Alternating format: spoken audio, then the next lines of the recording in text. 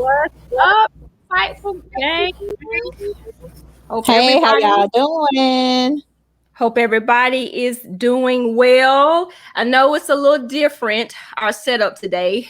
We're actually recording this ahead of time, but we're still gonna drop this episode on Tuesday, and we'll be able to basically kind of watch the episode with you all, and we'll be commenting with you and things like that. So, but we are here for another brand new episode. As always, I am your girl Shaniquia, aka S. And I am Lakeisha, aka L. And together we make insightful conversations with S and L.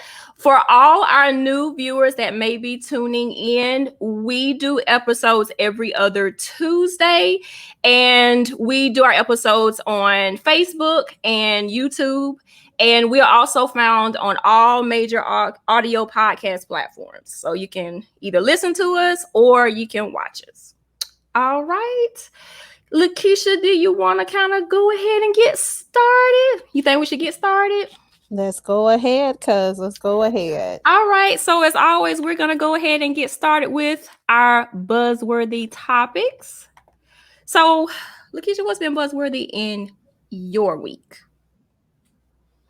I actually just found out or heard about this particular news topic earlier this morning.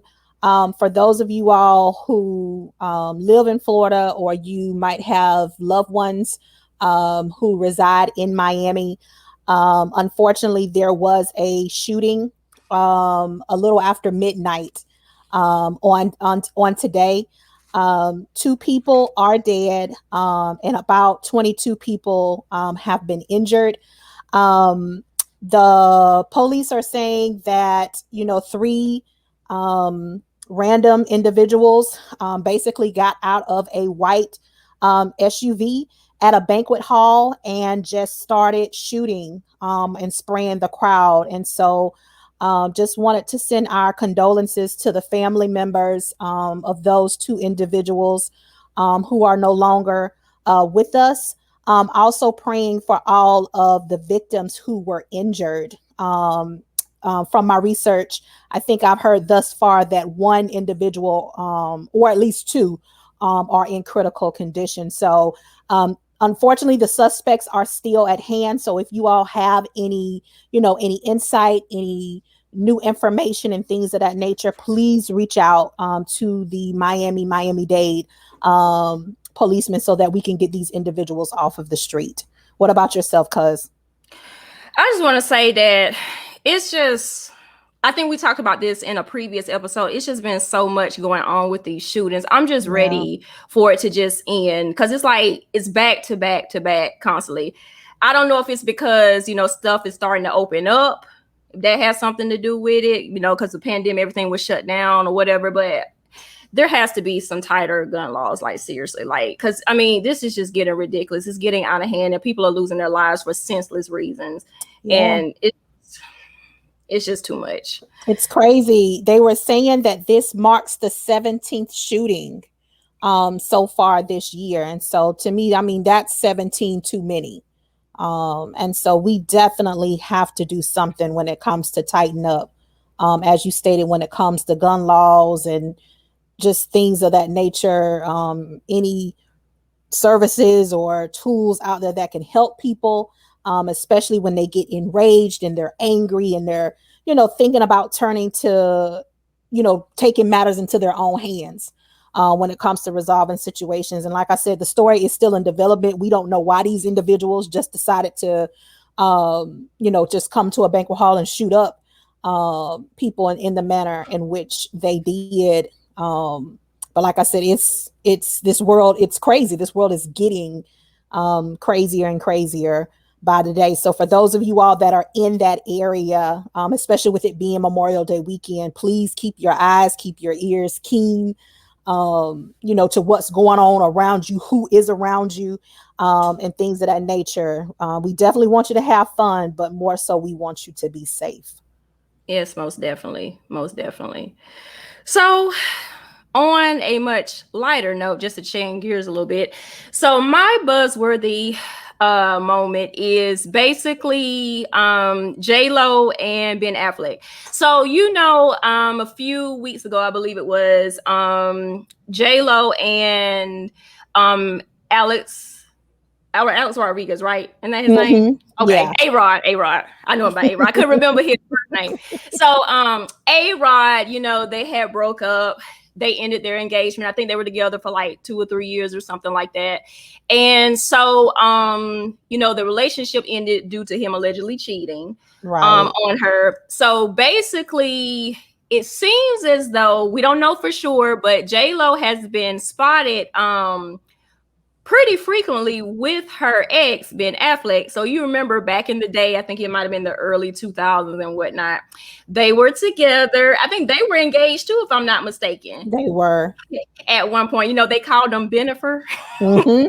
So they're trying to say that it's a possibility that Benifer might be getting back together. So I don't know, like, I liked them together. I didn't really like that movie that they was in together. I think it was called Jilly, the one that really bombed at the box office. But nonetheless, I kind of did like them. I kind of did like them together. So I think I might be here for this. The only thing I'm just kind of concerned about is Jlo seems like she don't like to be single. Yes. It's like she is constantly with a different guy. Yeah. And then I was reading something this morning about that she was hanging out with Mark Anthony, her other ex, that she was married to, the one that she has her 2 twin children with. So, I mean, maybe they could have been talking about the children, I don't know. But it was saying that they've been spotted together as well. So, but like I said, I'm here for it. What are you? You here for it?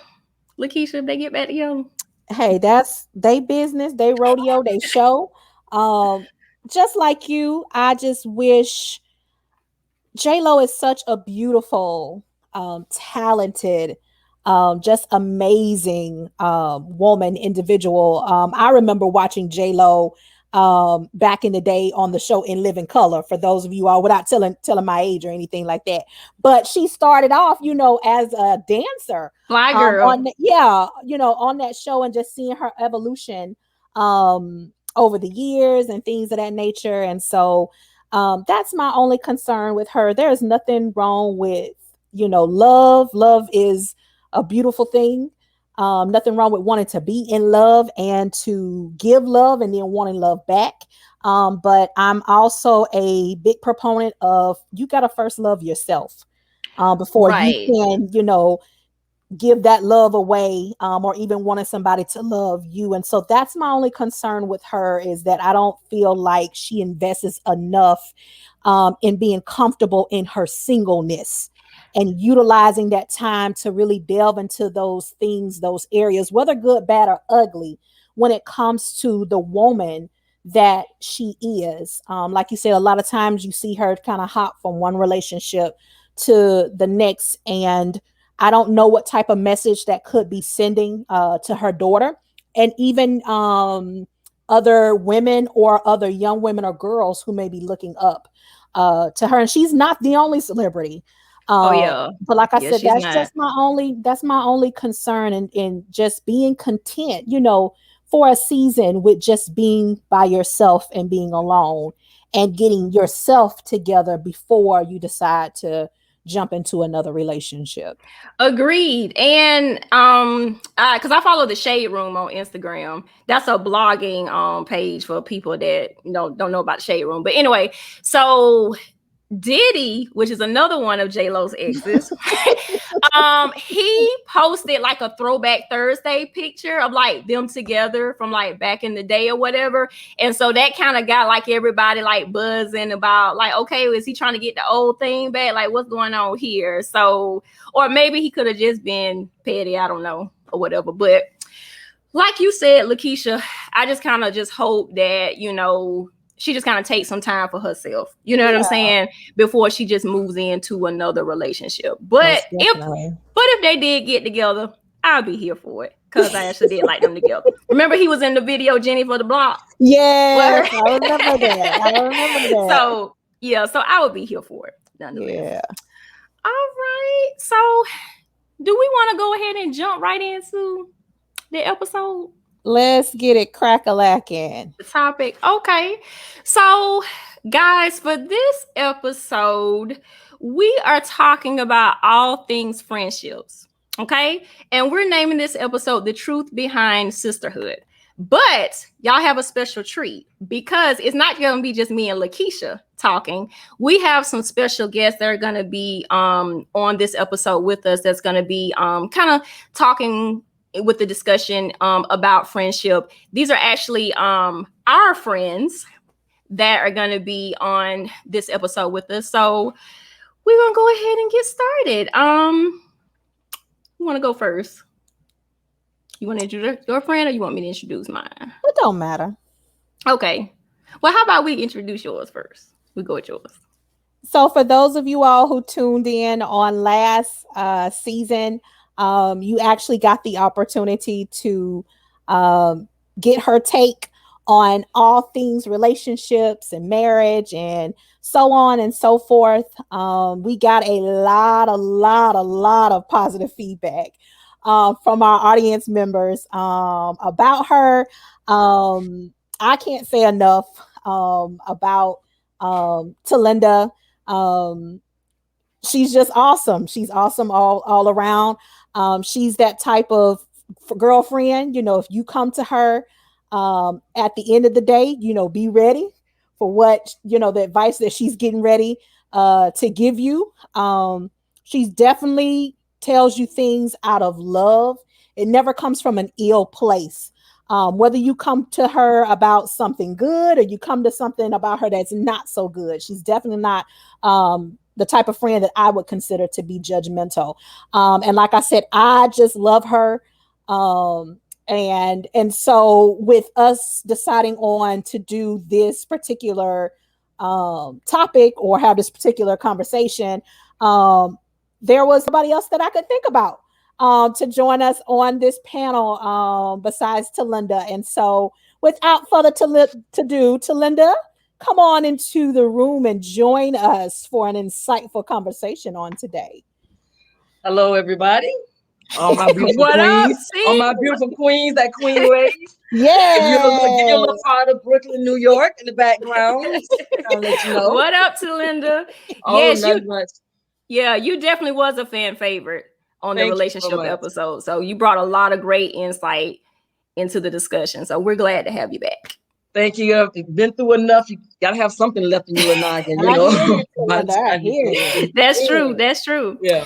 Okay, so it's my turn. So the person that I am bringing on is one of my very best friends. She's actually also my longest friend. So she's known me the longest out of all of my friends. I really can't say.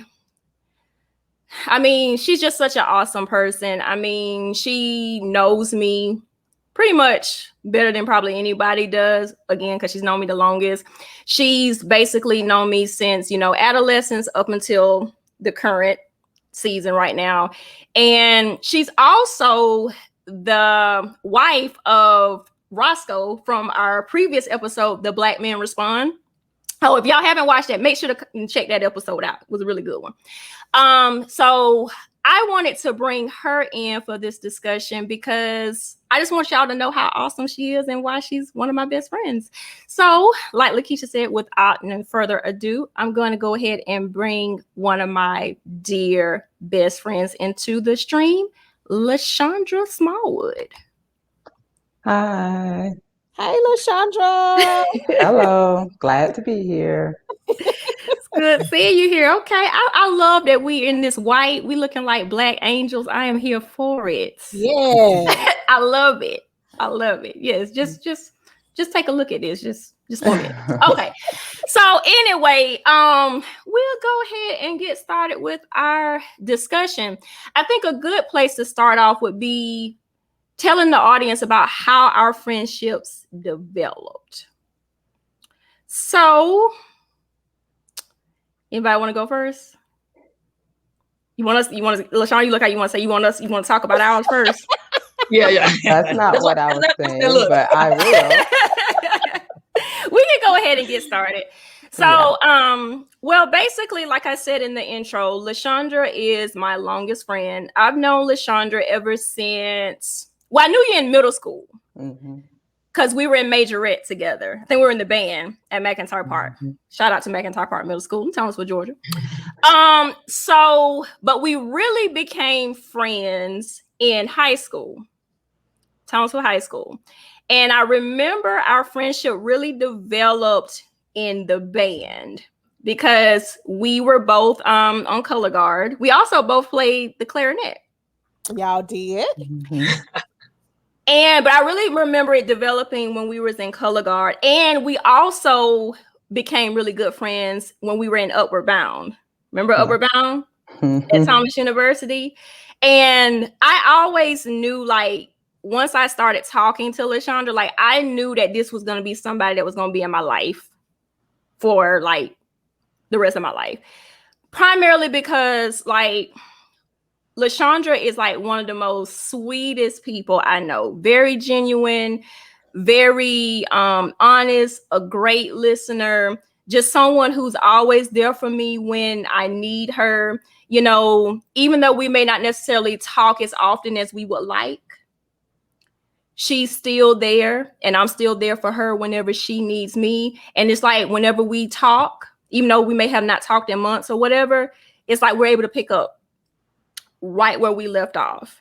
And I know, like, that was something that I always wanted in a friendship, you know, somebody that was really able to really just get me and all my goofy and silly ways and just, you know, really accept me for who I am. So that's one of the reasons why you're one of my really best friends, LaShandra. So I really appreciate you being in my life. Yes, I am so appreciative of you being in my life. You know, I've always been a relatively, I guess, quiet person, to myself person. And I really feel like, you know, you came into my life at a time when I really needed a great friend who could really help me be a better person or make me feel more comfortable with myself and with my confidence, you know. And I will say I feel like in my life I've had some confidence issues, but never with you. Like I never had a fear that, you know, you would make me feel bad about anything. You're, you know, a true friend, and that's definitely what I needed back then, and it just blossomed into a great friendship because you also are a genuine person. So that's important. So yeah. That is very much important because I remember, like, last year, you know, you all know, last year was a very difficult year for me because, you know, I lost my brother. And I just remember, like, LaShandra was one of the first people that I talked to about that. Like, LaShandra actually worked at the same place that my brother worked. So she knew him. And, you know, she was the one that, you know, helped me get the number to his boss, you know, so we could notify his boss and things like that. And she was there also in terms of, like, not only calling to see that I was okay, but also just physically coming by her and Roscoe, you know, bringing food and just, you know, sitting with me and my parents and things like that. And so that really meant a lot to me. So yeah, you are very genuine, and I just love you dearly to pieces.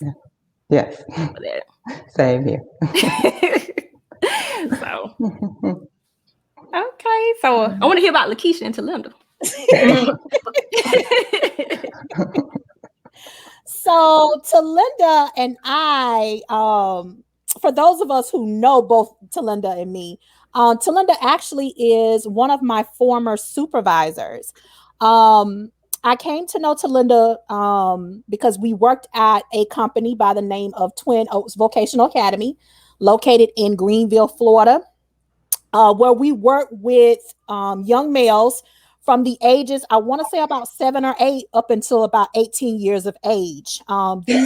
These guys had been adjudicated by the courts. And so they were going to be with us for quite some time until they met, their objectives in order to be released back into their homes and back into their communities and things of that nature. And so at the time, Twin Oaks was undergoing a transition and they were bringing new people aboard, new ideas were sparking and things of that nature. And there was conversation at the time about, bringing on the Boys and Girls Club into a juvenile delinquent facility. It had never, ever been done in the history of Boys and Girls Club. And we were the first facility in the nation to actually have a Boys and Girls Club facility on site for our clients. And Talinda actually was the director that they brought in. And so my position, I want to say I worked with Mr. Mateer at the time. He transitioned out. And so they basically merged me in with Talinda since what me and Mr. Mateer were doing at the time correlated or was very similar to the Boys and Girls Club and things of that nature. And so that's how Talinda came into my life. First, like I said, as a supervisor. And for those of you all who've ever worked with Talinda, you all know she is an awesome supervisor. I tell anybody that. She is firm. She is going to give you your tasks, your objectives. She's very much, what's the word I want to say? She's very much straightforward. As long as you do your job and do what she asks you to do, y'all will have no problems and or issues. So I can go on record and say I didn't have any problems with Talinda. I love Talinda. And Talinda really became like a second mother for me because, like I said, she was firm. She was blunt at times. She reminded me of my auntie Tusa. She's out there listening. And sometimes, like I said, for those who know me, one of my traits, I can be at times sensitive to stuff. And so she helped to toughen me up in some areas, not only career-wise, but just even in my social life. I've shared things with Talinda that I have not necessarily shared with anybody else because I know at the end of the day, I can come to her and she's going to give me the real deal Holyfield when it comes to the world, but she's not going to sit up here and judge me. Not only that, I don't have to ever, and even to today, worry about what I say to her, it ever coming back to me. And that for me is important because if I come and tell you something in confidence, then I'm coming telling you in confidence, not to hear it down the road in a week or a day or some months, even years, that I've shared X, Y, and Z with you. And so, like I said, there was a lot that I was going through at the time, relational wise anyway. And like I said, I was able to come to her for advice and not feel judged and not feel like my business is going to get all over Greenville and, or she was going to tear me to shreds. And like I said, she loved on me like I was her daughter. She held me accountable for my actions. And at the same time, she helped me put some things in place that I needed to get done as well. One thing I love about Talinda, she is a go-getter. She is the type of woman, she believes in write her goals down. Once again, if you know her, you know this about her. So when I met Talinda had a notebook, y'all, no joke, that had all of these goals. She had her life planned out for 5 years. And you've seen people do this before, but to actually see somebody realize this stuff, I had never seen that happen.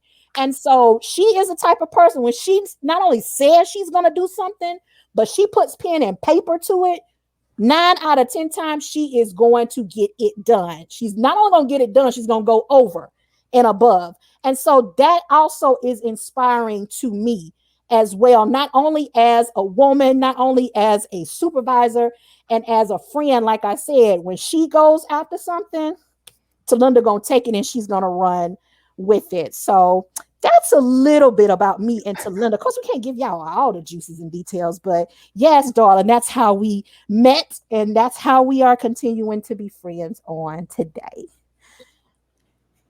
Okay. I like it when people that know me, because I am direct, and they always trying to find that right word to use that's not like overbearing, but kind of makes you know that I'm not like. And I like to sit back and watch them sweat to see the word they're gonna use. And I'm one of the ones where when I met Lakeisha, I had walked away from a city life coming to the country. Didn't know anybody, and if anybody's know anybody about a small town, an outsider is an outsider. So I came in already coming against people, even though we was giving our jobs left and right, it didn't matter because I was an outsider. So Lakeisha really was one of those first ones who took me as I was, and then didn't try to, overdo it or make me to be somebody else or try to put me in that box, you know. And I often tell people that I some days I don't have a filter, and I guess that's the best way of saying it. I'm straightforward, and people always say I don't have a filter, but I remind them I have a filter. Sometimes you're just really dirty. Your water's really dirty. Sometimes that filter works a little harder, and he doesn't get it. But truly, anything I do is out of love. Lakeisha is one of those ones where if I'm having a bad day, I can call her because she just her voice makes me smile. She doesn't have to say anything. She doesn't do anything. It's just that when I call her and she's like, "Hi," that's it for me. And that helps me to kind of bring it down some. Because being female, being Black, being in the country, and having some authority over people. And when I met Lakeisha, I didn't have a college degree. I just had my experience. I didn't have a college degree, but I was dealing with a lot of educated people. Then we got into the school system, and they were like, "Well, you don't have an education. What are you doing?" But Lakeisha was always there. She was one of the ones where I never had to tell something twice. I gave her objective and walked away, and that took a lot of pressure off of me. And then we started hanging out personally, and we started just going to the house, and we did, and we started doing all these things. And it's like, I really do like her as a person. And some days you can't get that. But Lakeisha also understood that work is work and business and personal is personal. And a lot of times you don't get that when you're looking at friendships. Sometimes you get those friends who figure since you're the friend, if I work with you for you, then I get some concessions. And Lakeisha never thought that. She understood it. And I think that's one of the things that built our relationship stronger, because I didn't have to constantly remind her of that separation, or I didn't have to worry about the things I did at work was going to affect our friendship when those doors closed at 5:00 or 8:00 or 10:00 or 12:00, whenever we got off. So I do appreciate that. So, and that's kind of where we are. So I know one of those days and I'm grateful that we don't talk all the time, but we're still there. We know we're there for each other. It's not like I call you 3 months from now. Oh, I ain't heard from you in 3 months. You don't get that. And a lot of times that's hard to get in a friendship because they're looking at time and not quality. So that's part of my story with Miss Lakeisha. Thank you, Talinda.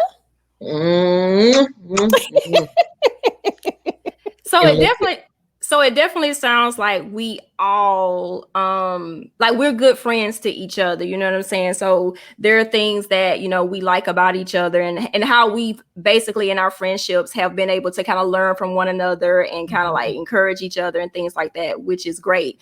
And I think that kind of leads us into the first part of the discussion in terms of like, what are some good characteristics of a friend?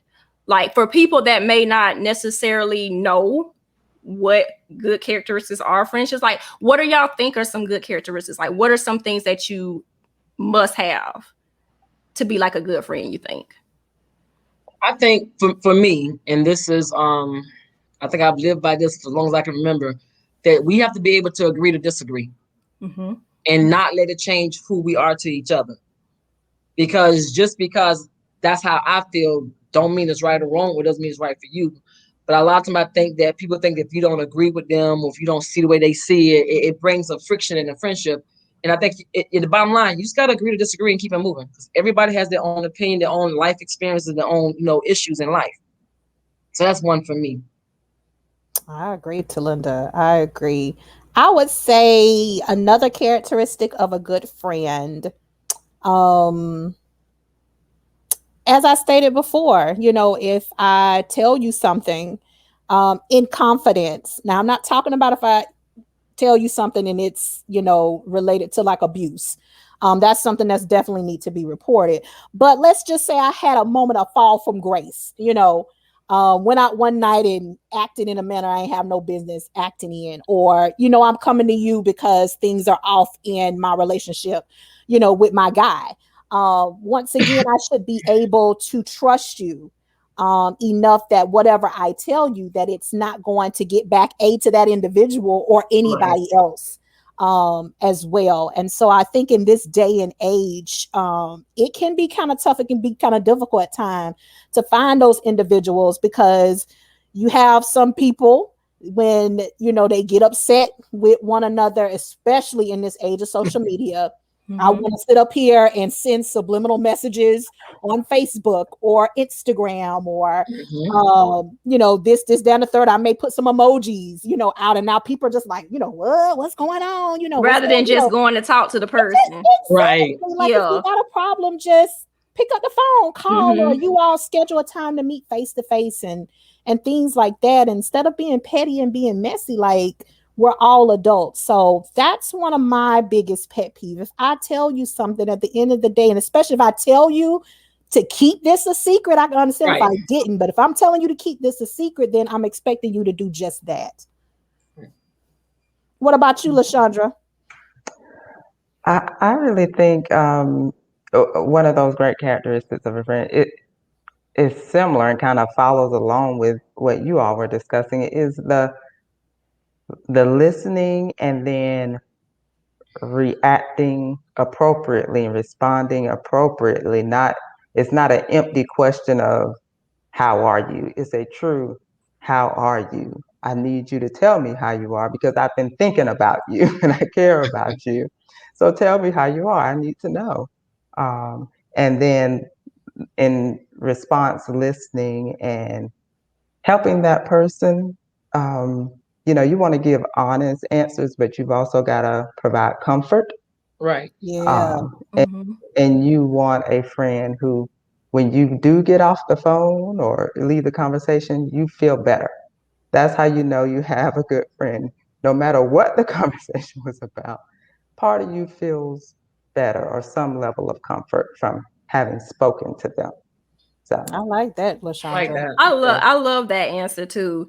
I think for me, I definitely echo pretty much everything that you all were saying. But I think if I wanted to add something, basically a friendship to me, a characteristic, giving and taking. You know what I'm saying? Like, if there are times when you're needing something, in terms of it's like my support, encouragement, or whatever, like I'm giving you that. And then when it's my time, you're giving me that as well. Because I think a lot of times in friendships, it's easy to kind of just dump everything on just that friend and expect that friend to just be able to just be there for you, to do everything for you, whatever, and you're not getting anything in return from the friendship. And it's kind of like, when it's like that, it's one-sided. You know what I mean? And that's not the type of friendship that I want to have. Because I've actually had friendships like that before, where I felt like I was constantly giving, and I wasn't getting anything in return. And because of that, we're no longer friends. You know what I'm saying? Because I got to a point where I realized what my needs were, and I didn't feel like my needs were getting met. Right. And so that's very important to me. It's just making sure that, it's equal, that we're both reciprocating. You're giving, I'm giving, you're taking, I'm taking, things like that. And just someone that you can be yourself with, like who really genuinely like accepts you for who you are. Because I mentioned that in my introduction of LaShandra. Like, LaShandra and I are very different. LaShandra is, actually we're both introverted, but I may be a little bit more extroverted than she is.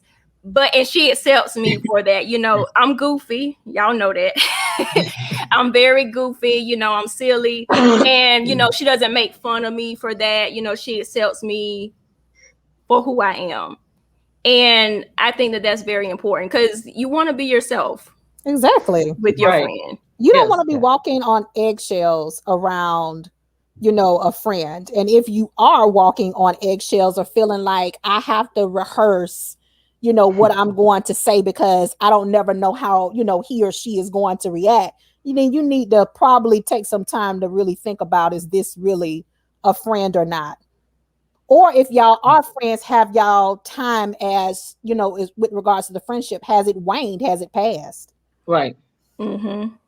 Exactly. And I think also in friendships, it's important to be able to, like, let's say if you get in an argument with your friend, to really be able to both accept responsibility for maybe the wrong, whatever that was in that friendship. Because a lot of times, again, one-sided, putting all the blame on one person as if you didn't have anything to do with the, argument or whatever that happened, because it takes two people, right, to argue, not just one person. So let's both take responsibility on what happened and how we can make this better if we want to make the friendship better. And that's that key if. Yeah. And that's the key if, because sometimes I can think about on a friendship I have, and every time she needed something, I was there. I was there. But the one time out of 3 years, I really needed her. No money, no nothing. I just needed her. She wasn't available. She didn't have time. She didn't do this. She had other things to do. And then the conversation ended up being about what she needed. I called because I was in need. And we ended up talking about all her problems and her issues, her needs. And I never got, like you said, I never got what I need. I didn't leave feeling comfort. So I think sometimes that we kind of get caught up in friendships and we stay because it's the politically correct thing to do, or we stay because it's awkward not to stay, or we stay because we don't know what else to do. So we allow ourselves to be, for lack of a better word, damaged in that relationship. And we allow ourselves, because so many times when we talk about abuse, people always want to talk about the physical abuse. And there's so many more abuses there is. And a lot of times that emotional abuse, and that mental abuse that you get from friendships, because if you think about it, if you're not a close friend of me, you can't hurt me. I don't care what you do or say. So if I allowed you to be in my circle and I'm calling you my friend, then you have that dagger in your hand. And I'm turning my back saying, I trust you not to stab me in my back. But so many times we get that mental abuse and that emotional abuse where they're not there for you. It's no worse than them stabbing you with a real gun, with a real knife, or shooting you in the head. When you're reaching out to them for emotional support and mental support, and they don't have time for you. And I think we don't know how to handle that. We know how to handle somebody slapping us. I'm gonna fight back, Right. But how do you handle the rejection of your friend or the lack of the emotion support that you've been given all your life? How do you handle that? And I think a lot of times we don't know how to deal with that. And Talinda, to piggyback on what you said, I think a lot of time women like you, like us, who may be considered the stronger friend in the relationship, a lot of times we are the ones who get dumped on. People call us about a plethora of things, whether it's related to relationships, related to jobs, it's related to something going on with them personally. We're always the one who appears to have it together, or appears to have the right words to say at the right time in the right moment. But just like we are there for you, we always are not strong as well. We're not always, on the up and up. We're not always at 100% and things like that. Right. So we, y'all check on your strong friends. Like your strong friends, we have down days, just like you do. So don't just think that all the time, just because we have the answers and we provide the comfort, we provide that safe space, that safe haven for you, we also at times need that as well. It goes back to what Shaniqua said about reciprocity. It goes both ways. So it can't just be one-sided, or like I said, eventually it may come to a point for us to rethink, this whole relationship. Is it really me worth investing more time, more energy, more effort into, or have we come to a crossroads and it may be time for us to go our separate ways? Not necessarily saying that you're the bad person and I'm the good person, we've just outgrown one another, and that's okay. You know, but once again, it takes two very mature adults to have that conversation, you know, as well. So check on your strong friends, y'all. Don't forget about us. Yeah, I heard in one of Tyler Perry's plays he was doing, and he was saying sometimes when you are in a relationship that you try to make that person a root and they're really just a branch or a leaf that's there for a season and it blows in the wind and they go off. But so many times we sometimes we'll take a branch that may fall off during time and we try to make it a root and stay with it. And while that branch is breaking, we're still saying, no, let me water you. No, let me stick you in the ground again. And it's time for you just to go. And you have some friendships that really are leaves. You're there for a season. And then when the hard times comes and the wind blow, you're gone. And you have some of those branches that you can hold on to for a minute. But when things get too heavy, they're going to break off because it was never meant to be there long term. And then you have those friends that's rooted, grounded, stuck in the ground. I don't care how many storms come through. Just like you two, they're going to stand. Just like us, they're going to stand. I may not see you every day. I may not talk to you every day, but I promise you, if I know I need somebody that I can close my eyes and not worry about, I can call on you. Right. And those are the ones that you got to have rooted in the ground, and we mistake our friends. Right. We put them in wrong categories.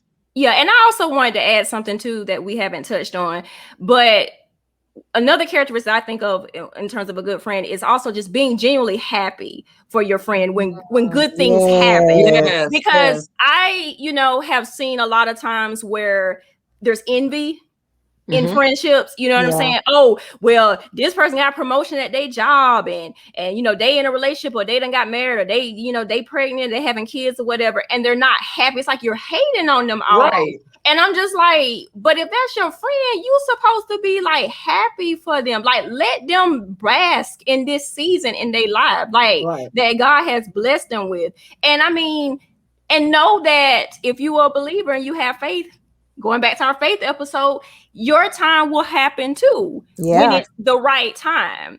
And I feel like it's like with LaShandra. LaShandra is married, has a son.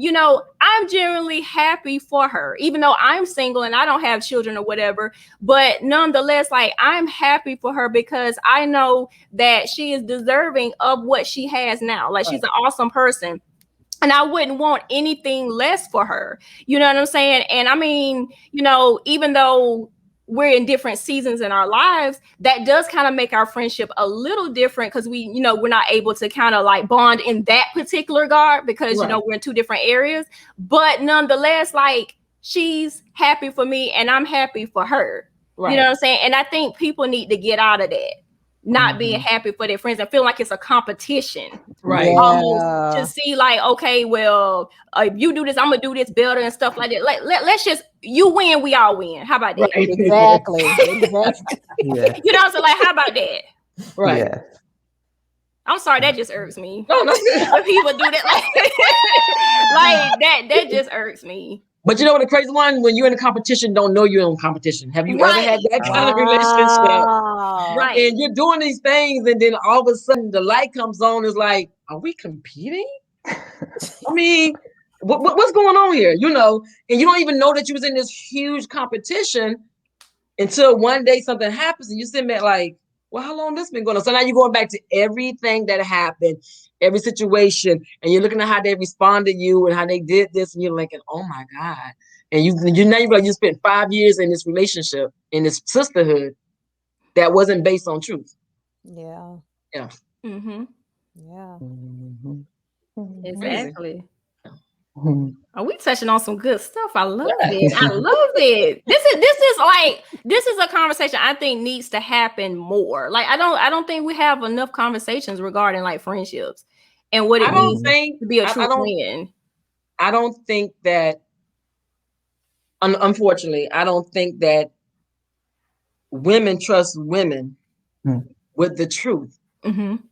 I don't think that, because and if I knew why, I would probably try to help more, but I don't know why. But sometimes you will see that you will take somebody who's supposed to be your friend, your ace, cool, boom, ride or die, and they treat you so unfairly. But then they'll find somebody in the street they just met and Google's over the world, happy about everything they're doing, stopping what they're doing, volunteering for their project, doing the child's hair, and your child hair knowing you can't braid, but your child hair has been looking crazy for 3 years, and your friend ain't once said, baby, come here.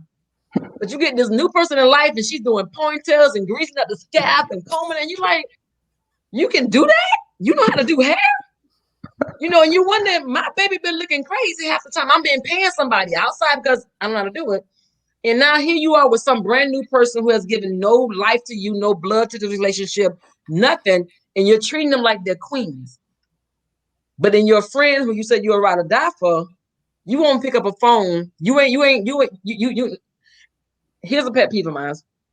I'm sorry, side note. I can't stand people acknowledging shit. I mean, excuse my language, on Facebook. Why is your whole life on Facebook? And then you get mad because the person I know that I will call an associate, not a friend, had some, I guess, dental work done on her mouth, and she had a hard time, and she posted on Facebook. I'm not a Facebook person. I come and go as I please. Then I get a phone call because she's mad because I didn't call her as she was doing because I'm like, what was wrong with you? Well, you ain't still on Facebook? I don't live through Facebook. But she literally was genuinely mad at me because I didn't call her to check on her for something she posted on Facebook. But if we're friends, call me. I'm going to the surgery, or I need your help, or watch the kids, or do something. But she literally tried to ring me out because I didn't call her after she posted on Facebook that she had surgery and she wasn't feeling good. And I'm thinking that's not a friendship. I don't live my friendship through Facebook or social media. That's not how I find my information. You know what I mean? Right. About my friends. You know, about the friends.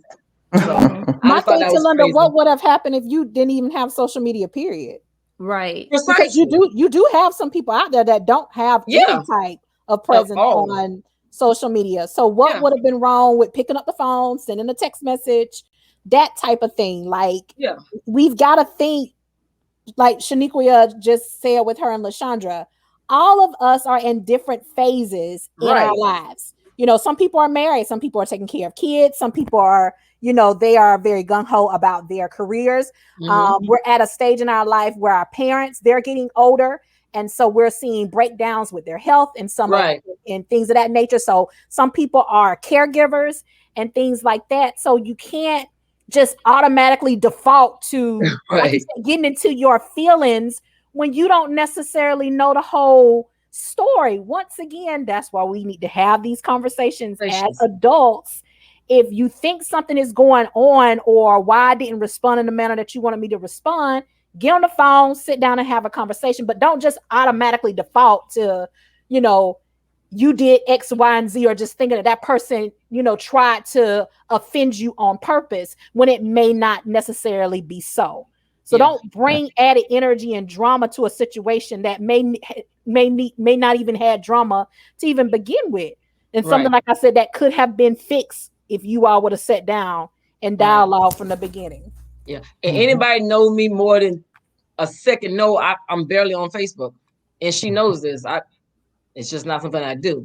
But it was just funny to hear that. I'm looking at her like, okay, moving on. No, just yeah.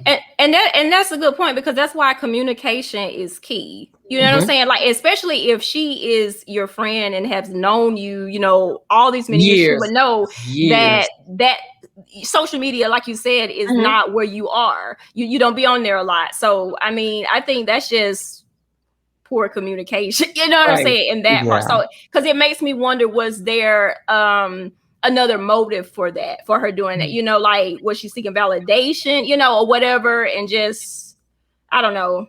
Yeah. I don't know. I think about. And I just decided not to use any negative energy to find out. I was like, oh, okay. Like, literally, I'm like, oh, okay. You okay? You okay? Okay. Yeah, exactly. Yeah. So we spent a lot of time about, you know, good characteristics of friendships and healthy friendships, because we think about friendships are just like, you know, any other type of relationship. Like if it's a romantic relationship or whatever, it still has to be healthy. It has to be healthy, setting boundaries that's put in the friendships. So on the flip side of that, what do we consider to be like unhealthy for people that may be like, I don't know if this is really a friendship that I got. I got one. Okay, what you got? What you got? So, if you have a friend or friends and they are trying to get you to go against your morals and your values, that individual or group of individuals you need to re-examine, because a true friend would not allow you to do so or try to put you in a position or back you up into a wall to make a decision or a choice that makes you feel uncomfortable. Like I said, if it aligns with what you got going on morally. So if, like, for example, you hang around individuals that may drink, but you're not necessarily, a drinker, and you have, it voiced your concerns and your reasoning behind as to why you don't do that, then why are you hanging out, A, with individuals who drink, and B, if they're just sitting up here like, come on, girl, it's not that serious, and you need to stop being, a party pooper, and da-da-da-da-da-da-da. Once again, you may need to reevaluate that particular friendship. Because like I said, to me, a good friend would not back you up in a corner and make you make a decision such as that could cause detriment to you, but also the friendship in the long run. So like I said, they make you go against what you stand for, baby, you may have to end up standing alone. Yes. Well, that's really similar to what I was going to say is you really gotta kind of worry about a friendship where the person doesn't respect who you are and what you are into and not into, and if there's something that they're really into and you're not into it, do they understand and say, okay, well, I'm going to go do this weekend, but you and I will hang out the next weekend, or we'll do something different? Or do they just say, well, you're not interested in this, and so I guess you and I are never going to hang out if you're not willing to do this?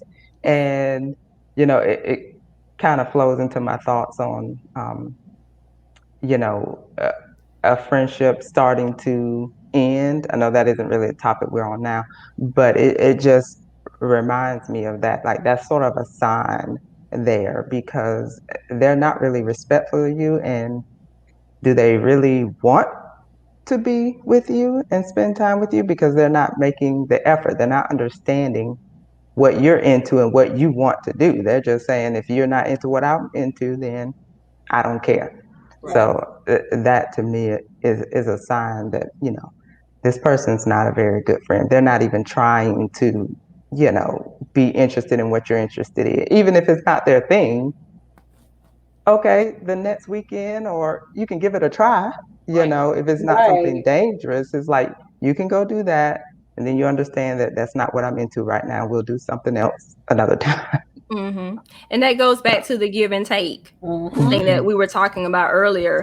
And I think even with me, in terms of just like feeling like if you're being criticized and judged, that's not a healthy friendship. You know what I'm saying? Because one of the key things in friendship, I think we kind of touched on it a little bit earlier, is like respect,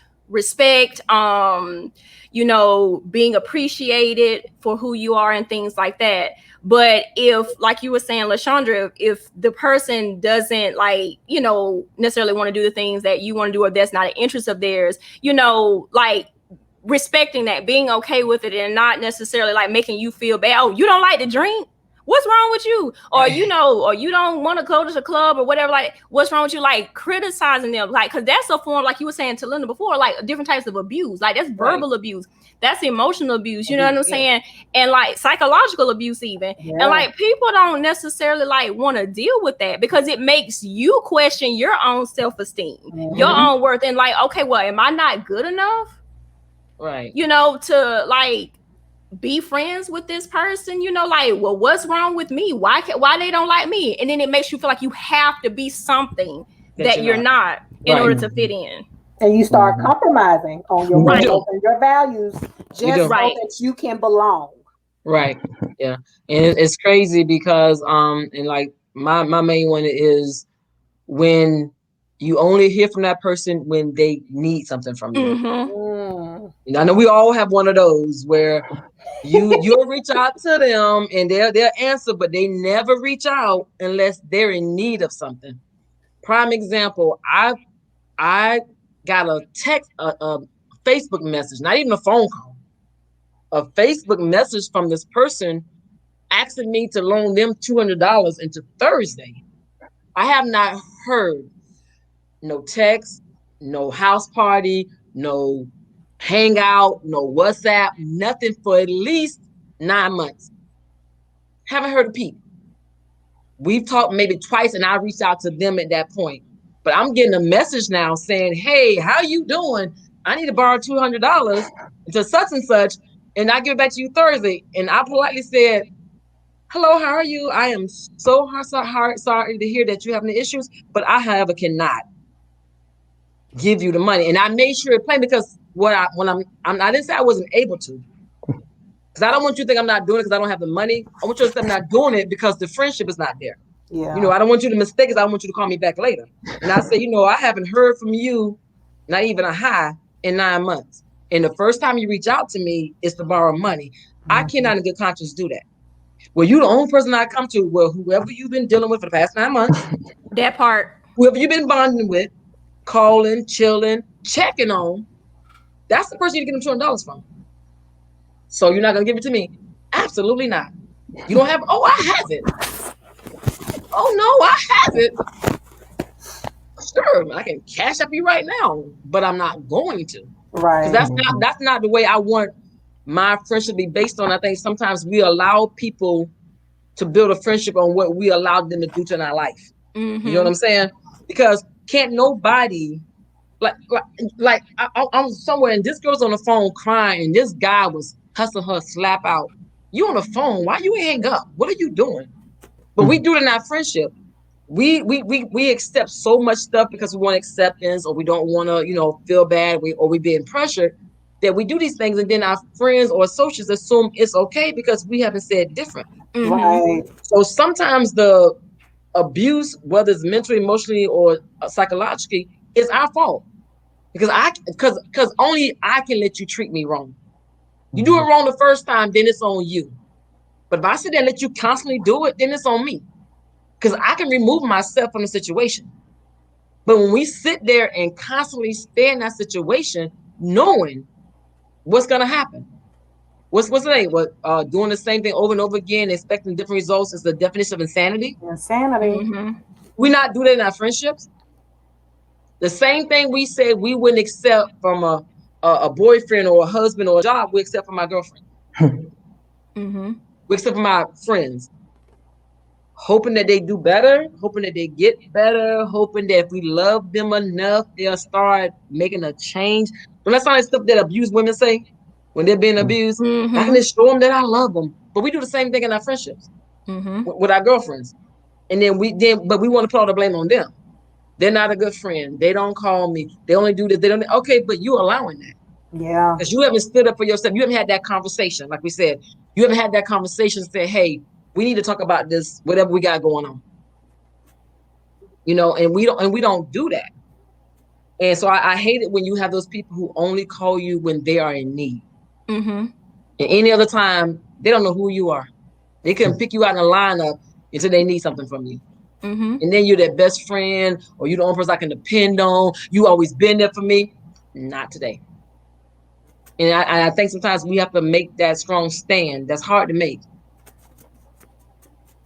Mm-hmm. And be accountable for our own healthy friendships with our girlfriend. Yep. Very true. Very We true. teach people how to treat us. Thank you. That's what it boils down to. Yeah. We do. And like you said, and that's in any type of relationship. Yeah. Mm-hmm. But we do. That When we start accepting things, they're gonna keep doing. I mean, why wouldn't you? If you can call me every 6 months and borrow some money from me and never have a relationship with me and I keep doing it, why not? Yeah. Mm-hmm. If I can con you into going to clubs and being a designated driver when you don't even want to be there and you keep doing it, why not? Yeah. Mm-hmm. So. Very true. Yeah. Okay. Any other examples? I mean, I know we named a lot already. Okay, I got the last one. Okay. Those ones, I don't know if it's the last one, but the last one for me. The ones who everything is always about them. Oh, yes. Oh, see, okay. Oh, yes. It's always, oh, woe is me, oh Lord, you know. And no matter what you're doing, you can start a conversation and they'll wind it up to them. Talking about something at work and they'll wind it up to them. You can be talking about how your boyfriend, brother, sister, cousin gave you this beautiful gift. It winds up to them. You can talk about how you got cussed out last night. It winds up to them. Have you? I mean, it's not just me, right? No, I totally agree with that. Yeah, those ones. No matter what it is, you can say the sky is red in Jamaica, and I promise you, before 5 minutes, it's gonna be about them. Well, the sky was over me today, boy. It rained on me so hard. I can't. Did you not hear me? The sky is red in Jamaica. How can you change that and be about you getting rained on? The sky was truly red in Jamaica, but they will find a way to make it about them, and they don't see it, and it's like just once, listen. And if I could sing, I would say Beyonce, listen. You know, but we're not gonna scare the we're not gonna like talk about the audience. But sometimes friends don't listen. As soon as you start talking, they have an answer for you, and you haven't even. I never said I wanted an answer. I just want you to listen to me. Yeah, sometimes I just want to be heard in this moment. Yeah, I'm not asking you to fix my problems. I just want you to listen. Let me debrief. But we don't listen. You know, so that was. And I think that's also important in friendships. Like, you got to be able to know. I think you had mentioned that, LaShandra, earlier, about knowing how to appropriately respond in situations. You know what I'm saying? Sometimes I just want you to hear me right now. I don't need your input in this moment. Yeah. Or like sometimes maybe I do want your input. You know what I'm saying? But just knowing when it's appropriate. Right. If I'm listening to you, I should be able to figure that out. If I'm listening, I can probably tell when you got to get this out. You just got to get it out versus tell me something, help me, you know. I would say another characteristic that comes to mind when I think of unhealthy friendships is, it kind of goes back to what you were saying earlier, Shaniqua. If I come to you and I let you know that when you said X, Y, and Z, it made me feel like A, B, and C, and you're always getting defensive. You know what I'm saying? You are always on defense. You know, it's the other person as to why I'm responding the manner in which I'm responding. Or if you would have said it like this, maybe you would have got a different approach or a different answer. That's kind of teetering on, you know, abuse and narcissistic type of behavior. So that's another thing that I would look out for when it comes to unhealthy friendships. If they are always, like I said, on the defense and trying to make you feel bad for how you feel or how they responded in the moment versus taking a step back and viewing the situation from all different angles in all different spheres and just saying, even if you were wrong, you know, being the adult and saying, you know what, I apologize. Or vice versa, you actually could have been totally right in the situation, but just for the sake of the friendship, hey, I'm going to be the bigger person. I'm going to let he or she have it at this moment. I'm sorry. Right. I'm sorry that I made you feel like X, Y, and Z, and that was not my intention. Right. So, like I said, you have to be careful when it comes to how they respond to you when you all have those moments, them fiery moments, I like to call them, in your friendships and the response that they take to them as well. I agree totally. Yeah, those are good. Yeah. Okay. So we can talk about something else. This whole topic concept of girl code. I know y'all have heard that before. So like for people that may not necessarily know what girl code is, like what is it? Like how do you define girl code?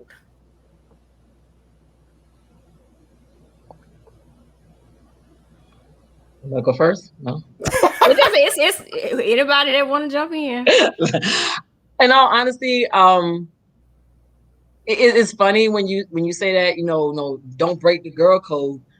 But how many conversations have you had to define what girl code really is? Because we all are different ages, different genres. We've been through different life experiences. We have different things that channel us in who we are. So for someone to do a blanket thing and say, oh, you broke the girl code, but you guys have never sat down and defined in your group what girl code is already setting you up for failure. And I was telling Lakeisha, it's funny when she contacted me, I literally had just had a 2-hour conversation in Hawaii on vacation about girl code. And it was 3 of us, and we all had different ideas what girl code was. It was some similarities, but at the foundation of it, we all had 3, when I say totally different concepts of what breaking the girl code was. It was amazing. Even now, we're still having some backlash from it. We got a text yesterday morning that just blew everybody away from the one girl. We were like, what? Just, because we was talking about girl code. And like I said, I don't want to talk topic, too fast. But we talking about girl code, and one of my homegirls, she always want to do this truth or dare. Gets people in trouble every time we play this stupid game. Every time. So she wanted to do that, and so she brung up the girl code. And so she asked the other girl, like, what is your girl code? And she's like, you know what girl code mean? I'm like, I know what it means to me. I don't know what it means to you. So when she said it, and she was like, you just can't do the wrong thing. What does that mean? Yeah, do the wrong thing. Right. I mean, I need some specifics. So the girl, so she was like, you just can't talk to somebody I talk to. So she was like, so name everybody that's off limits to this girl code, because it can't be every man you ever meet. You know what I'm saying? Because you meet somebody. The example is you at a club and you meet a guy and you dancing all day and y'all exchange numbers. You talk one time and it didn't work out. Is he off? Is he off limits? Or is it just the ones you actually had a relationship with? Or is it the ones that you think that maybe you will have a relationship with? And so we was like, well, name everybody that we know that that's off limits. She named like 2 people, right?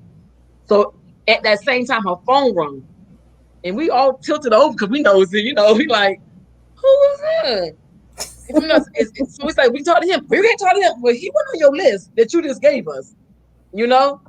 So it's just that matter of. And then one girl was like, anybody you ever seen me with is a possibility of me having sex with all of them. Or we had these different things. And she was upset about a situation because she was going by her girl code that we never discussed. So she was upset about the girl code being broken, but we never had to define in this group of us what a girl code was. Mm-hmm. And I think before we start yelling about girl codes and breaking girl codes, we really need to know what girl code means to the group that you have. I think that is key. You bring up a good point. Like, what is it for that particular group? Because, like, we can look at a general definition of girl code, which is basically like supposed to be an unspoken bond, I guess, unwritten set of rules or whatever of things that you're not supposed to do in your friendship circle or whatever. Because I know, like, a common one is about you're not supposed to date your friend's ex and stuff like that. But beyond that, what is it? Yeah. Because what I'm saying? Beyond don't sleep with somebody I've slept with. What is a girl code? Right.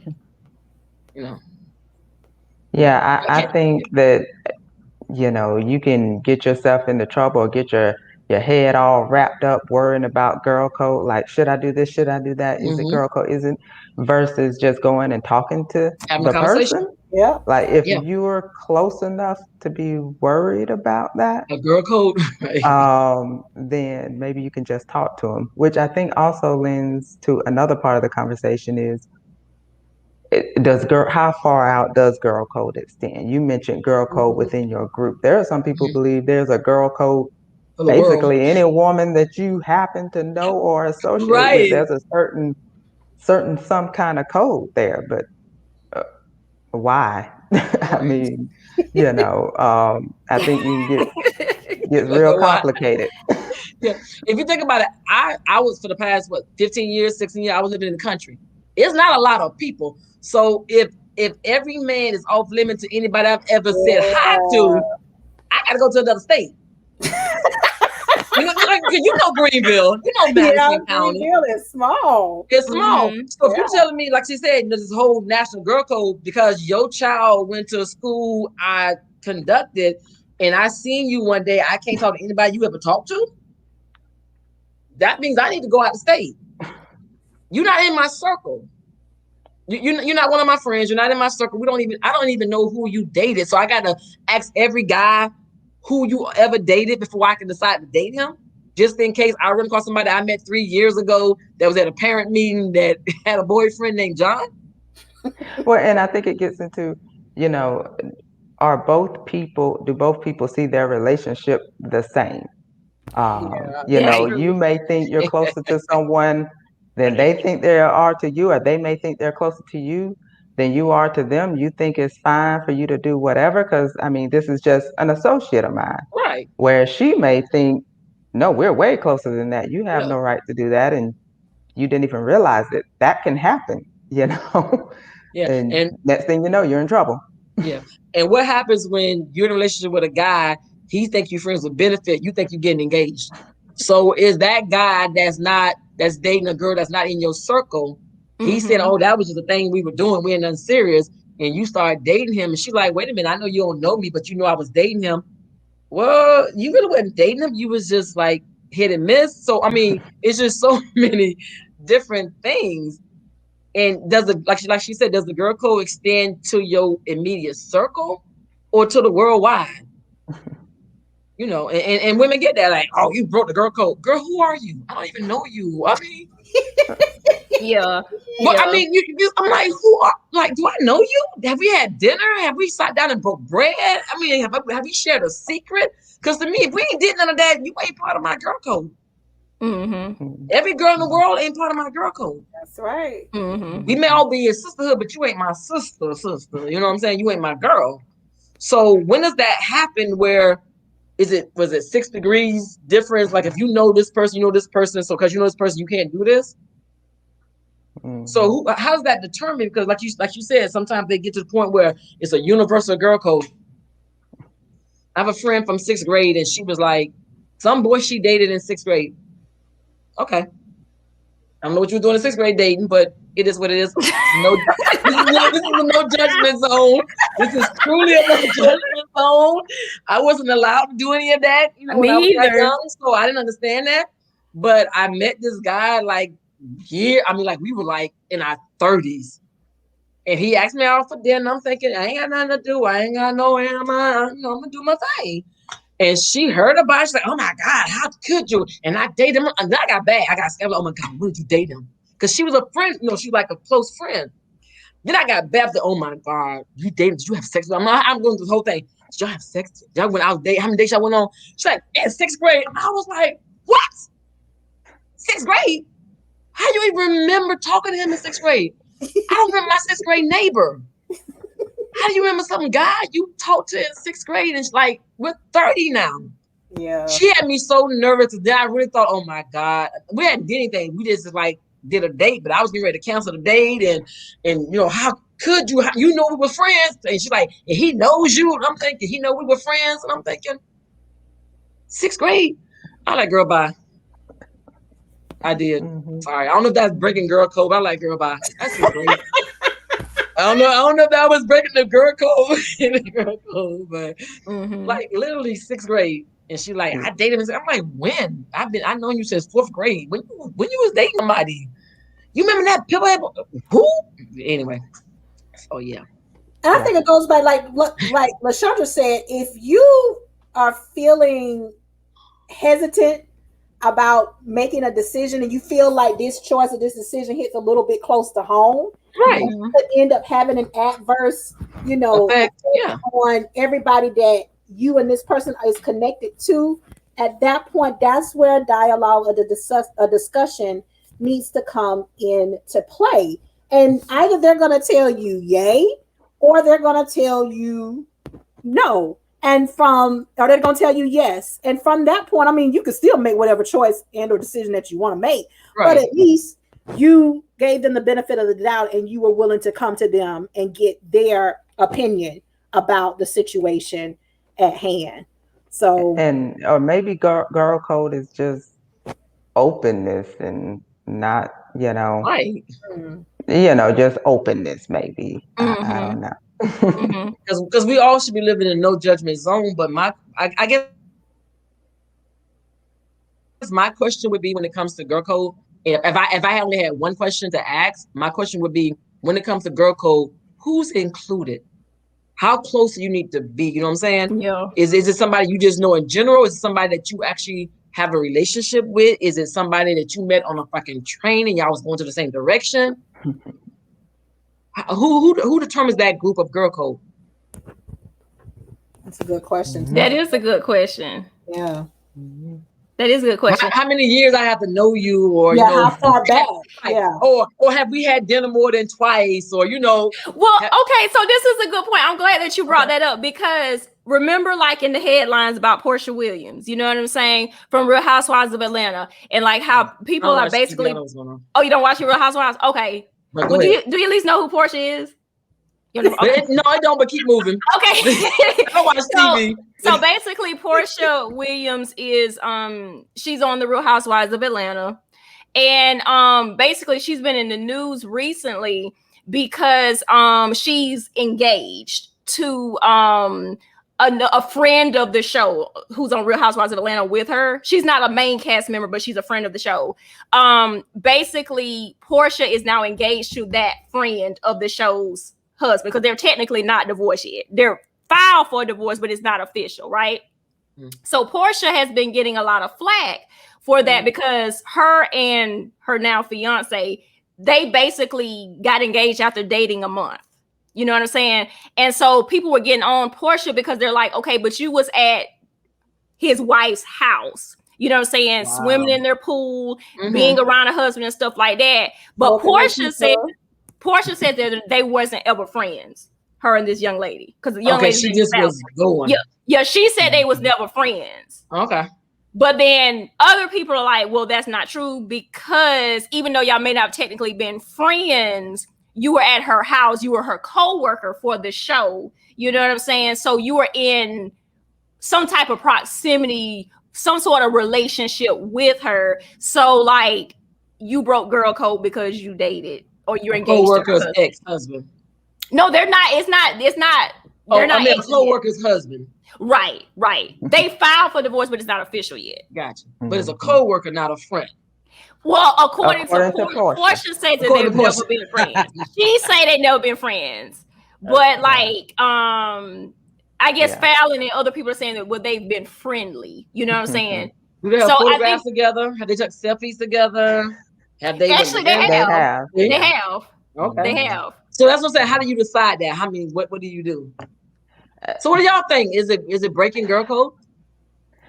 For me personally, like, because we touched on this on the last episode. You know, Porsha can do whatever she want to do or whatever. But I know for me personally, like, I wouldn't date an ex of a friend of mine. Like, I wouldn't do it, regardless if it was, an ex-friend, or if it was like, a co-worker or something. Like, I just wouldn't do it, because especially if it's someone that I'm around you a lot. You know what I'm saying? You know what I'm saying? If I'm around you a lot and we have some type of like relationship or whatever, like, to me, it's just weird. To me, like, I just wouldn't do it, especially if it's a friend of mine and it's their ex, because I'd be like, sometimes it'll make me think like, well, y'all talking before? Like, while we were still together, I would be thinking all type of stuff like that. And so to me, it's just a messy situation. So I personally wouldn't want to do it.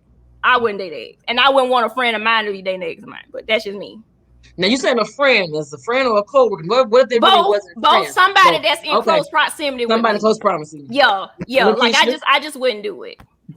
Lakeisha?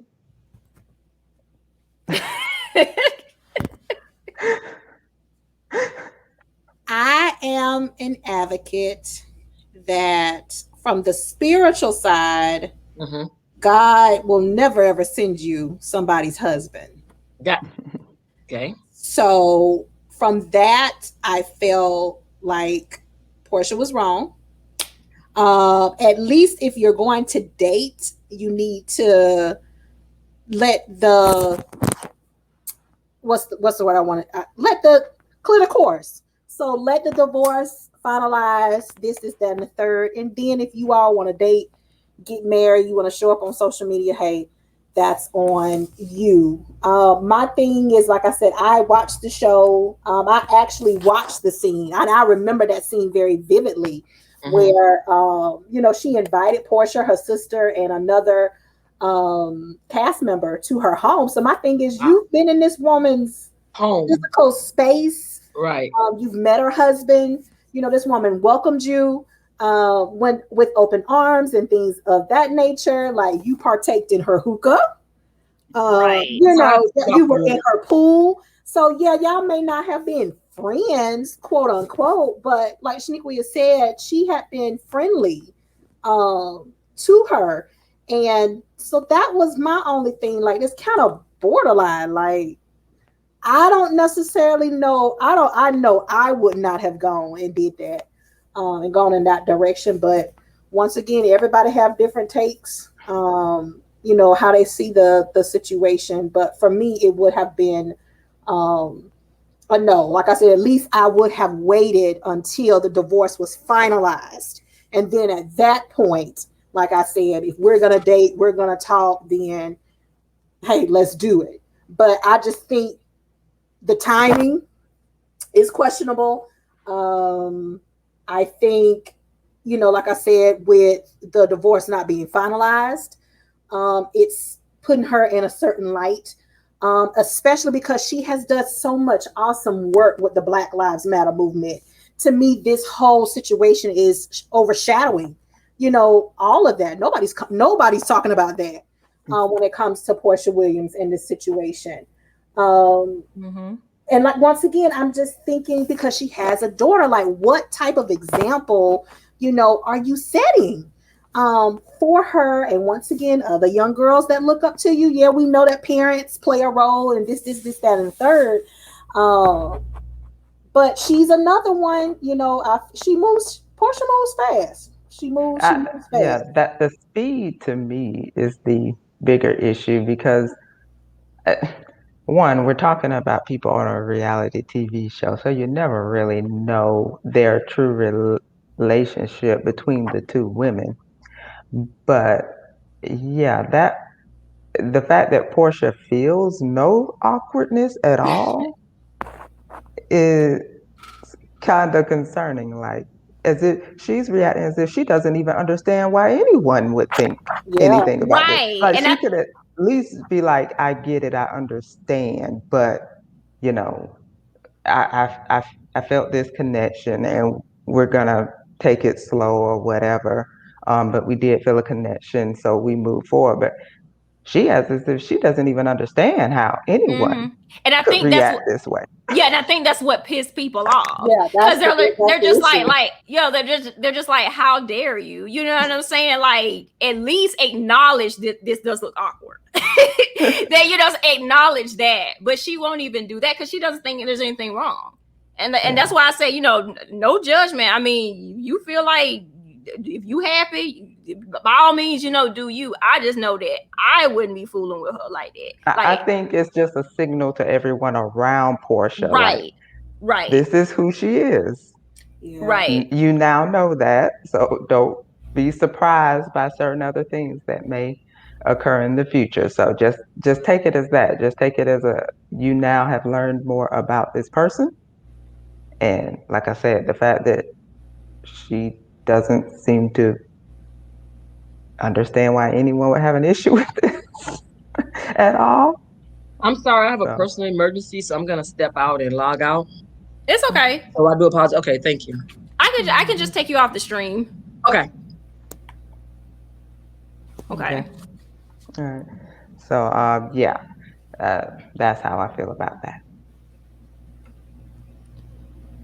Very much so. But I think Talinda brought up a good point about defining what the girl code is for your particular circle. Yeah. And just figuring out, okay, well, like, what we doing here? Because, a lot of people always think about, like, not dating your exes or whatever, but some of it could be, like, we came together, we leaving together type situation. Yeah. Girl code can be that, you know what I'm saying? Or never, like, having a guy come between us. Yeah. You know what I'm saying? Like, so it's like different things. I think just defining what it is for your particular group. Right. Okay. Okay. Keisha, did you ever say if you would date an ex of a friend? Did you say? I couldn't do that. I Okay. I Okay. couldn't do that. Like I said, that's familiar territory. And two, I'm a feelings type of person. I'm always thinking about what I do, how it's going to affect everybody that I'm attached to. And two, if the shoe were on the other foot, how would I feel if somebody did this or treated me X, Y, and Z? So I don't necessarily think that I would be comfortable pursuing a relationship with somebody, a good friend of mine who I know it was the ex of. I Pretty agree. much. Yeah. Yep. It would take something, I mean, some really incredible bond that you just could not fight. Like, I would think you'd have to be friends with that person for, I don't know, a year or so. And like to the point to where you truly know, okay, I do not feel this way about any other person except for this one. And at that point, you have to go talk to the friend. Yeah. You know, so. Good point. Good point. So now we talked about like healthy friendships, unhealthy friendships, and things like that. So what about when there's those times when you need to cut people off? Like, what does that look like? How do you know when it's time to cut a friend off? Like, what does that look like? Like, have y'all ever cut friends off? I have definitely over the years cut people out of my life. And not, like I said, goes back to not necessarily saying that you are a bad person and I'm a good person, and vice versa and all of that stuff.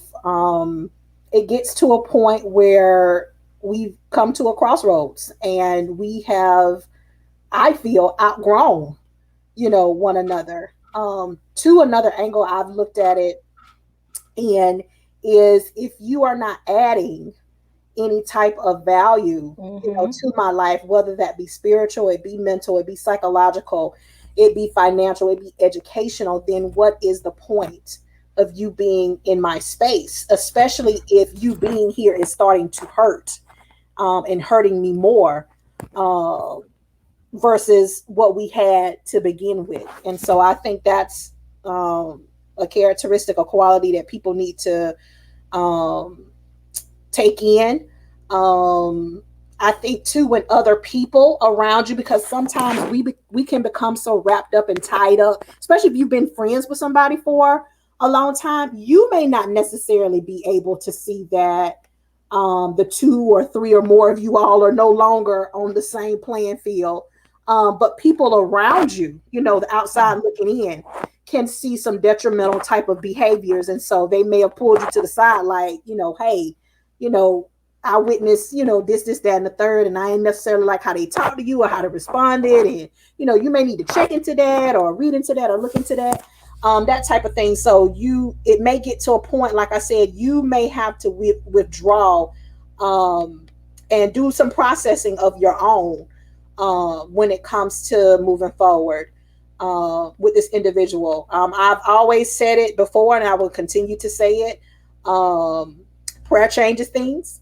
And so you have to be very careful what it is that you ask for, because 9 out of 10 times, sometimes he usually gives you just that. So if you've been praying, about a particular friendship and, God send me signs, about whether, I need to continue on, he will do that. And sometimes those signs come in various ways. It could come through different people.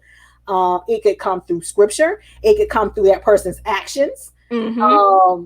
That type of thing. It could be various scenarios. And so, like I said, you have to be very, very, very careful what it is that you're asking for when you start to see that the relationship that you all once had, it's no longer benefiting not only you, but also the other individual as well. And so once again, that goes back to dialogue. I am the type of person, I'm old school. I want to have face-to-face conversations with you. Of course, everybody ain't like me. And so I've had friendships where we broke it up over the phone. But the majority of it, like I said, we were adult enough to have those conversations. in person. And once again, it goes back to, it's not necessarily this bad guy hero type of scenario or role. It's just that we're at this crossroads, and I think that we'll do a whole lot better going our separate ways than you staying here in this space with me. So that's my take on some insight that I've had when it comes to breaking off a friendship. And it also goes back, I tell my students, I was just talking to a student about this a while back. My pastor once said something years ago, and it sticks to me today. He said, sometimes you have to love people from a distance. Mm-hmm.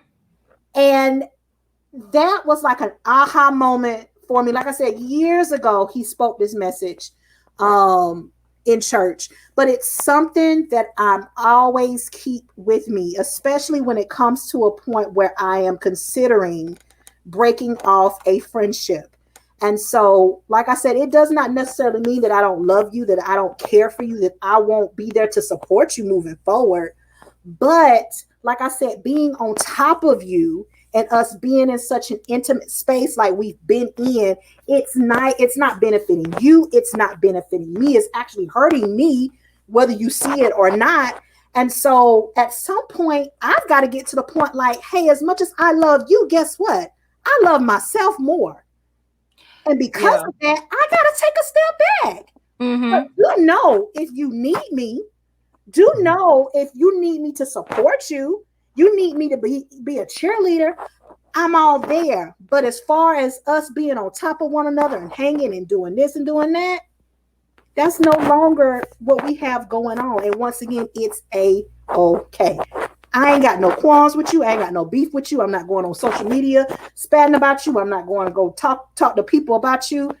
It is what it is. If I see you in the streets, guess what? I'm woman enough to say hello, what's up, and goodbye. I ain't got to hate on you. But you're more than welcome. If you want to feel a certain way about it, then that's on you. I've made peace on it with the situation and moved on. And so that's something, like I said, just some advice for those of you all that's out there that you may be at a crossroads with somebody and you may be considering whether y'all are going to move y'all friendship forward. Hey, learn to love people. Some people you got to love from a distance in order to be a better you for you. Yeah. Just the world in general. Because when you said that, it made me think about that saying about what is it, a long handle spoon? Sometimes you have to feed people a long handle spoon. Yeah. But my only issue with that saying is you still feeding them. Yeah. You know what I'm saying? Sometimes you don't need to do that. Exactly. You know, you just need to know like necessarily like when it's done. Yeah. When it's cut off. Like for me, like I've cut people off before and I don't have no issues with doing it. You know what I'm saying? Because I've learned over the years like what's good for my own mental health and my own peace. So if you're not helping that, you got to go. But then also I have had times where I didn't get the closure because I think Keisha, you and I are very similar in that regard. We both like closure. We like to know like why this ended. Let's talk about this or whatever have you. I haven't gotten that a lot of times.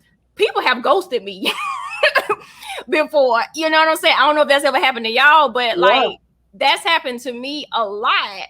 And you know, it's weird because I'm just like, well, we were friends. Like, why couldn't we just have a conversation that you wasn't trying to be friends no more? You know what I'm saying? Like, it's weird that you just abruptly stop calling, stop texting or whatever, as if I wasn't gonna like question this and be like, this is not okay. This is weird or whatever. You know what I'm saying?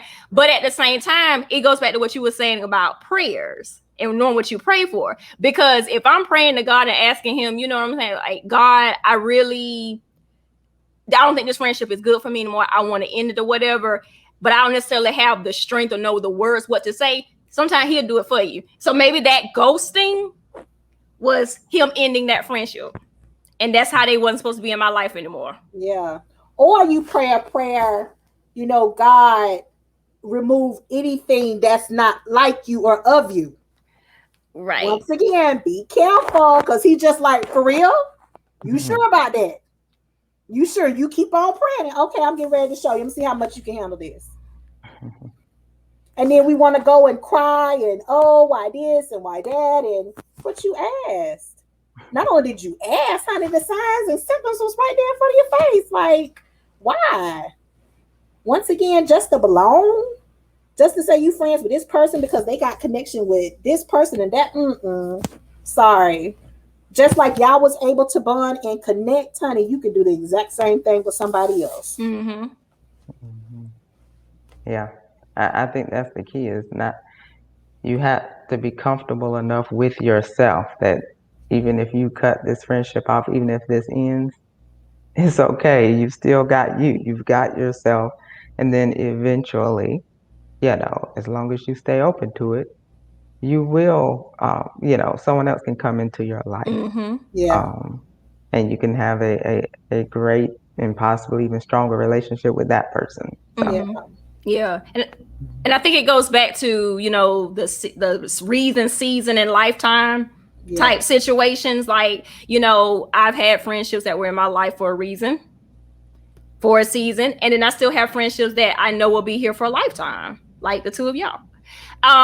So, I mean, and that's okay. And I think sometimes we have to know when it's time to end a season. Like, we have to know, like, when this was just a reason type friendship and this was just a season type friendship. And if it's not a lifetime type friendship, it's got to go. Right. And I think it just goes back to what we were talking about earlier in this episode about healthy friendships and unhealthy friendships and things like that.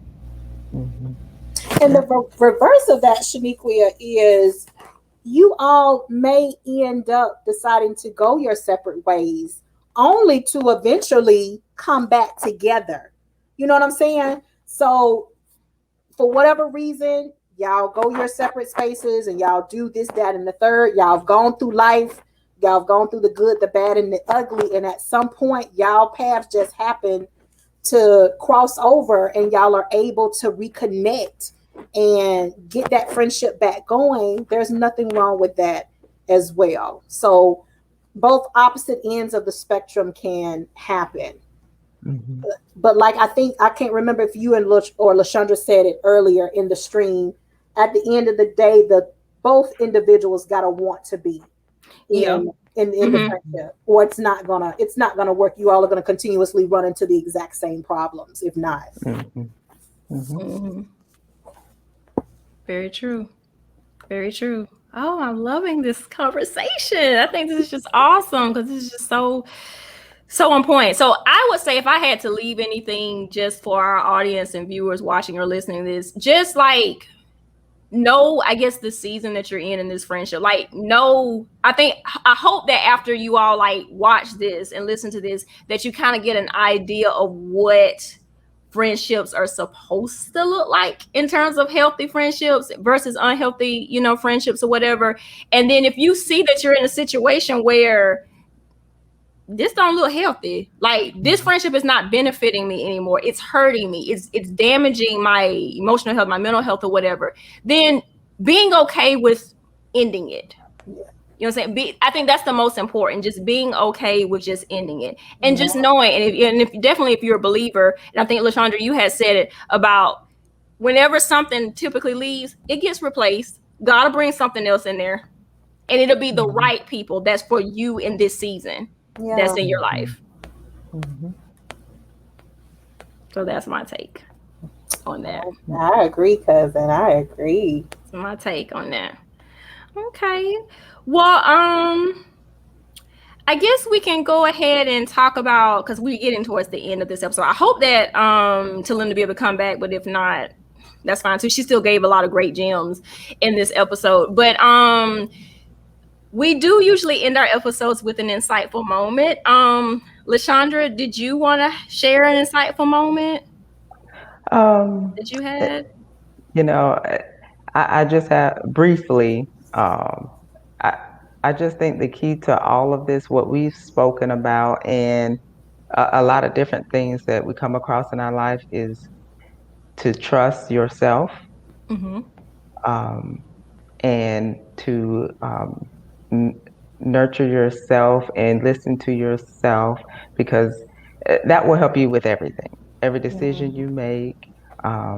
including friendships. If you're questioning whether this friendship is right, there's a reason you're questioning that.